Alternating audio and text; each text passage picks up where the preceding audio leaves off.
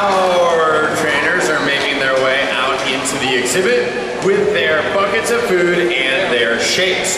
That once they're in position, they'll blow their whistles, which let the beluga whales know it's time to get started.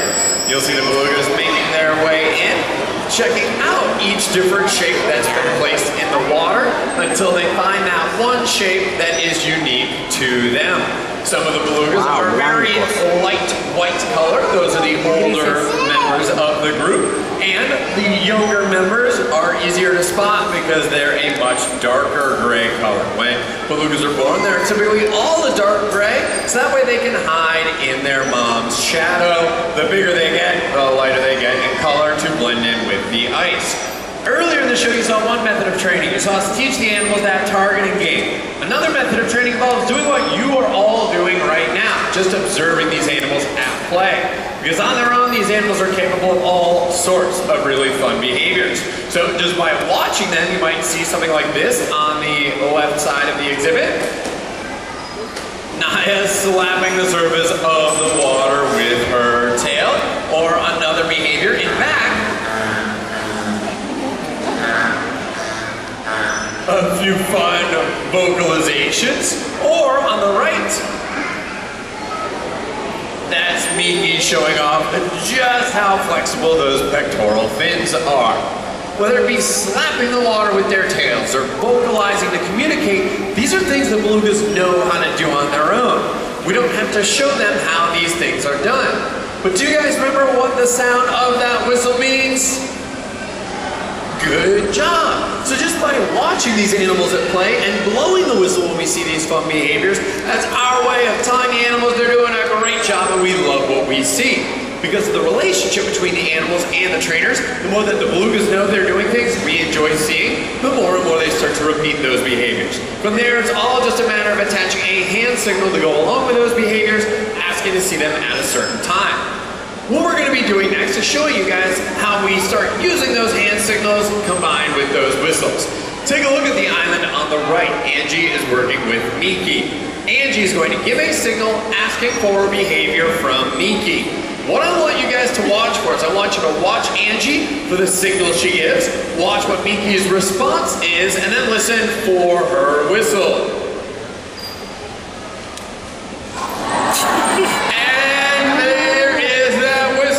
She gets hit in the face with a nice cold mouthful of water.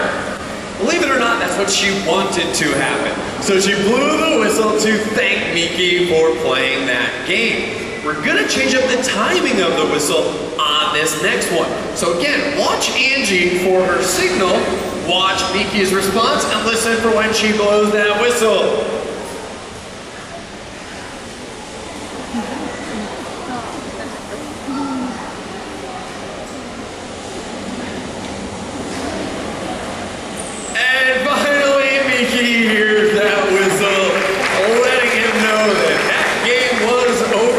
So Angie thanks him by giving him lots of fun attention. As I mentioned earlier, all of the training that we do here at Shed is only possible because of the relationship that exists between the trainers and the animals. What we're going to be showing you now is an incredible way of nurturing that relationship. In the exhibit, some of our trainers are going to be entering the water to work with the animals from a much more eye-to-eye perspective. On the left, we'll have Emmy, and on the right, Angie will be entering the water.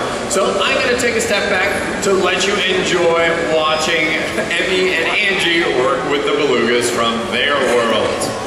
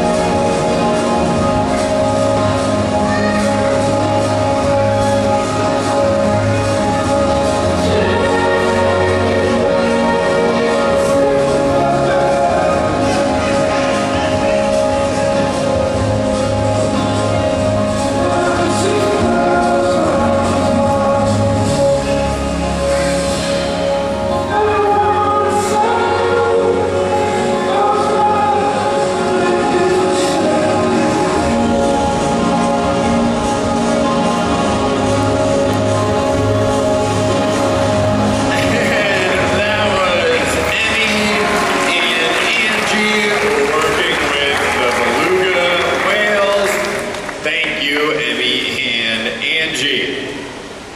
I've been talking a lot about how we train the animals, and I've been talking a lot about why we train the animals.